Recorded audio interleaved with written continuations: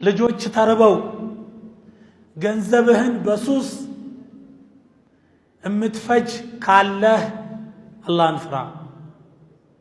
እኛ ቤት ዳቦ ስንል ዱብ በል ነው የምንባለው አለ አንዱ። ሐቂቀተን ልጆች የዳቦ እያጡ ሴቶች መከራቸውን እያዩ ይችን ሴት ምከሩልኝ ከዱዓ ልታቋርጠኝ ነው ይላል እሱ ሌት ተቀን ጫት እየቃመ። ዱዓ ነው ይሄ። ስለዚህ በሚስቶቻችን ጉዳይ አላህን እንፍራ፣ በልጆቻችን ጉዳይ አላህን እንፍራ፣ በጎረቤቶቻችን ጉዳይ አላህን እንፍራ።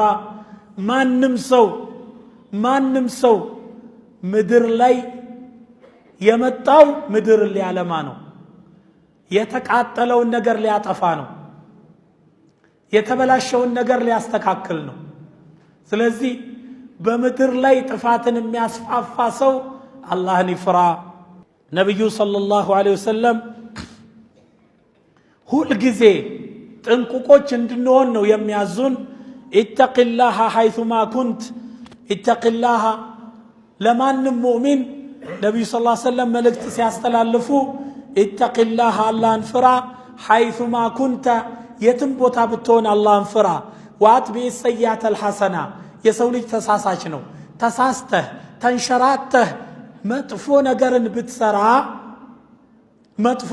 ብትሰራ ወአትቢዕ ሰይአተል ሐሰና ለምሳሌ ሰውን ብትሰድብ አፉ ብለህ ጠይቀው፣ አፉታን ጠይቀው። ሰው ልጅ በደልን የሰራ ጊዜ ቶሎ ብሎ መልካምን ነገር እንዲተካ ታዟል። ወአትቢዕ ሰይአተል ሐሰና ተምሑሃ ያን ጊዜ ታብሳታለች ይላሉ።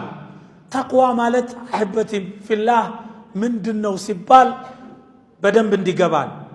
ዑመር ኢብኑል ኸጣብ ምን ይላሉ? ተቅዋ ማለት ይላሉ ሽዕብ ይባላል። ሽዕብ ማለት ጠባብ መንገድ ነው። በሁለት ተራራ መካከል ያለ ጠባብ መንገድ በአማርኛው ሸጥ ይሉታል። አንድ ሰው በጠባብ መንገድ በሸጥ ውስጥ ያልፋል። መንገዱ ጠባብ ነው። መንገዱ ደግሞ በሾህ የተሞላ ነው። እየዘለለ እየጋለበ ነው እንደሚሄደው። እንዳይጋልብ መንገዱ ጠባብ ነው። እንደፈለገ እንዳይረግጥ መንገዱ ሾሃማ ነው።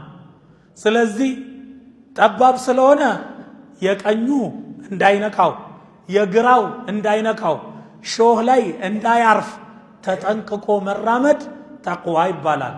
ስለዚህ ተቅይ የሆነ ሰው የፈለገውን አያወራም። አላህ ይተሳሰበኛል ይላል። ሳቁ በገደብ ነው። ተቅይ የሆነ ሰው የፈለገውን ነገር አያግበሰብስም። ከየት ነው የመጣችው ይላል።